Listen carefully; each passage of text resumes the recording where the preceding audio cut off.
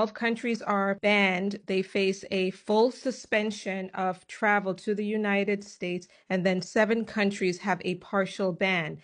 The full suspension applies to nationals from Afghanistan, Burma, Chad, the Republic of Congo, Equatorial Guinea, Eritrea, Haiti, Iran, Libya, Somalia, Sudan, and Yemen.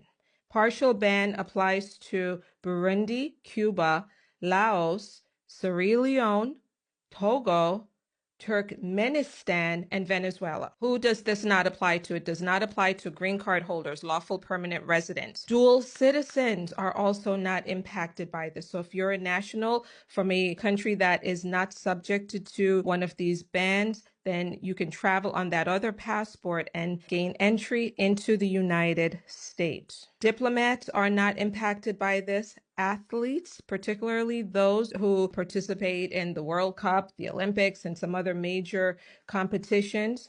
Immediate relatives of U.S. citizens are not impacted by this as well, okay? They're just going to up the burden of proof that you'll need to provide to the U.S. Embassy to show that you are really connected to, you have that family relationship. You could still get your visa, your immigrant visa, to come to the United States and be with your family. Children going through the adoption process are also not impacted by this. There are individuals who are seeking the Afghan special immigrant visa, not impacted. Those seeking the special immigrant visas for U.S. government employees, and then also the immigrant visas for ethnic and religious minorities facing persecution in Iran. Now, national interest waivers will be available for folks to submit from these countries as far as why they should be allowed entry into the United States. Within 90 days of the ban or bans going into effect, the government will do an assessment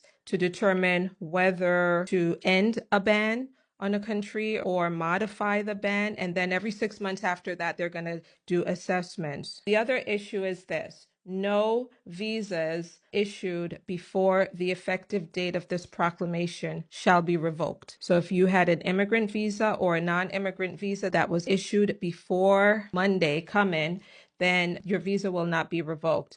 It also says that it doesn't apply to anyone who has been granted asylum or any refugees inside of the United States or individuals who have withholding of removal or protection under CAT, Convention Against Torture, and that it also doesn't limit folks from seeking asylum here in the United States.